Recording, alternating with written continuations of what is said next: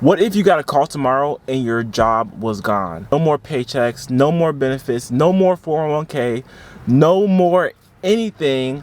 What would you do? How long would you actually survive? Would you survive a month, a year? How long do you think you actually be able to survive without your job, without your main source of income? And that's the problem there. Most people think that their job is security. Most people think their job is their security blanket where they make this money and they can pay their bills and the job is always going to be there, but that is the furthest from the truth. As you've seen over the past few months and even years, there has been more and more layoffs from these major companies. Even the federal government has laid off a whole bunch of people, and that was usually considered the most stable job you can have. So we have to realize that our job is not security, but it really is just a source of income. The first thing you want to realize is that your job is not an asset. Your job produces income, but you have to be there. While an asset produces income while you're sleeping. It produces income when you're not there.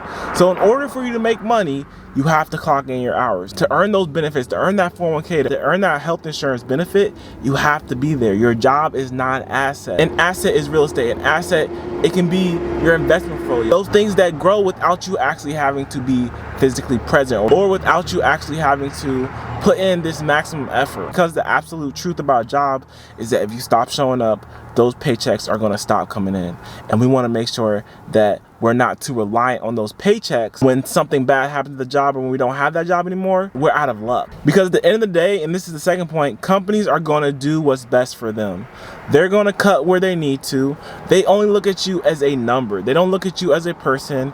Someone at work was saying they won't even show up to your funeral. They won't show up to your kids' funerals. These companies do not care about you. So you need to be sure that you're looking out for yourself, especially. And I'm going to talk about some ways that you can look out for yourself, but you need to realize that no company can guarantee your future. And I have that problem too, because I'm always looking at, I'm saying I'm going to retire 20 years from now, but who's to say I'll still have this job 20 years from now? Who's to say I'm going to still have access to this 401k or these benefits? Who knows? But I'm going to continue to put my work in to this company and continue to protect myself for if anything were to ever happen, whether I lose my job or whether I get injured or whatever happens. I'll have that protection that we'll talk about later, but I'll have that protection for when those things happen, because it's very important to keep yourself protected. So back to the real security test. How long would you actually survive without a paycheck? If your company were to lay you off right now, or if your company were to lay you off in a month, how long would you actually survive? Because it's not guaranteed that you're going to find another job. So this is what we have to think about. We can not only think about the present, we have to think about the future and kind of project what's going to happen in the future. Look at your company. Are people getting laid off? Is your company growing? Is it shrinking? Is it restructuring?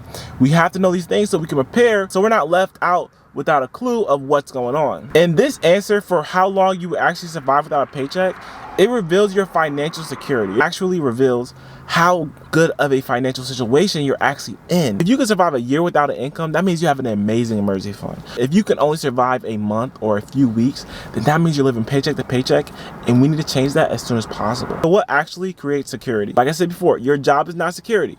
What actually creates security is having an emergency fund.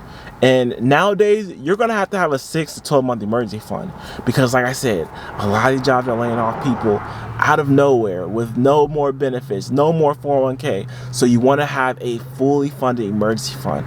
That emergency fund can be as little as $10,000, that could be as big as $30,000. It's all dependent on your expenses. The biggest expense being your housing. You want to make sure that your housing is as reasonable as possible for where you live, but make sure it's not too much so you don't have to build that emergency fund to $30,000, because that's a lot of money. Your security is also in your retirement investments. So we're talking about your 401ks, your Roth IRAs, those kind of things. That's security. When you have 100,000 in investments and you have 30,000 in savings for an emergency fund, that is security, because if something were to happen, then you can pull from that emergency fund.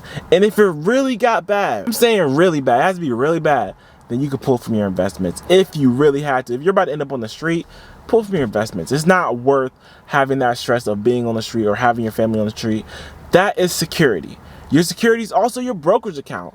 Now, a brokerage account can be a retirement account, but your brokerage account is also security. So if you're investing all this money into your brokerage account and you lose your job or something happens where you can't work and bring in that active income, then you can pull from your brokerage account. If you had to, that is security. That makes you feel good. And about every day I check my investments and I just feel secure because my Roth IRA and my brokerage account are funded nicely. My retirement account is funded nicely at the age of 29, and our emergency fund is funded nicely. For example, we're looking to move, and it feels so good having a nicely funded savings account because you can actually afford the expenses that come with moving. It's not a stressful thing. We have to pull from credit cards or pull money from here or pull money from there. We can literally access our savings account, pull money from there to move, and still have enough money for a rental, put down a deposit the first and last month, and still have a nicely funded savings account. It's a very good feeling to have, and it's not easy to do. It's not easy to get to that $20,000, $30,000 save for that good emergency fund. But if you actually focus and lock in and actually sacrifice some of your comforts for now, then you can be there. You can definitely save that amount of money, but you have to sacrifice some things. You're gonna be a little uncomfortable. No one says it's comfortable to be financially savvy, to be financially literate, to be financially stable, but there are some things that you can do to actually get there. Real estate is another thing that creates security. Real estate's kind of an on and off thing. Like, we got rid of our last rental because it was not creating security for us. It was taking more money than it was bringing in, and it was just like, when we got rid of it, I felt more secure because we can kind of save more money to our personal accounts, save more money to our retirement accounts. So real estate can be a security thing, but it can also be a liability thing. Like, it's an asset. Like, real estate is an asset, especially if you have a rental. Like, our house hack, asset. But some years, that asset can be a liability. You don't have much cash flow going on, but at the same time, that real estate is hopefully still growing in appreciation. That's not always the case, especially nowadays when people have bought more than what they were supposed to, and now you see all these price reductions. Their houses don't have nearly as much equity as they thought they did. And having multiple streams of income. I want to have multiple streams of income. Yeah, you have your high yield savings account, you have your dividends, but I want to have some real cash coming in, whether that's $1,000, $500 a month extra outside of my job. That creates security as well, because you know that if you lost your job, then you will still have this side income, or you have this extra income. Even though it's not a lot, it can still cover some things, and you can kind of pair it up with your emergency fund. And if you're able to actually build this outside income to a point where you can actually leave your job, or where you are fine getting fired or getting laid off, whatever happens, because you built this income, then that is like ultimately the goal. Ultimately, the goal is to be a business owner. But I honestly don't mind my job. Like, I'm going to continue to work there. Even if I brought in extra income, my income will have to exceed my job by 2 or 3x. And people also think because they have a high income that creates security, and that is not security at all. Just because you have a high income does not mean that you're good with your money. Just because you have a high income does not mean you're not living paycheck to paycheck. I believe that there's a lot of people out there with high income, I'm talking 100K plus, are living paycheck to paycheck. And you know why? Because they believe they can afford something that they really can't. Or they make 100K, but they're living a 200K lifestyle. Just because you make 100K doesn't mean you have to go out here and buy a new car. Doesn't mean you have to go out here and buy a super nice apartment or a super nice house. Because once you start stacking these liabilities on top of each other, you'll see how difficult it is to actually manage your money on a daily basis. The high income does not create security. It might honestly make it harder for you to function financially with a higher income, because like I said, you feel like you can afford more things. You feel like you deserve more things. You feel like you need to spend this income. But that's further from the truth. So to be honest, at the end of the day, your income does not create security. Investments create security. Your retirement account creates security. And real estate can create security as well, but that emergency fund definitely creates security. So if you want to create security in your life, if you want to feel secure with your finances, then you need to grow those things. Grow your emergency fund. Grow your investments. The best way to grow those accounts is by sacrificing, is by delayed gratification. Don't have to do everything at once. You don't have to do everything while you're young. Take your time. Build these things over time. It took me 6 years to build my 401k to $100,000. That's a long time. I did not build this over 1 or 2 years.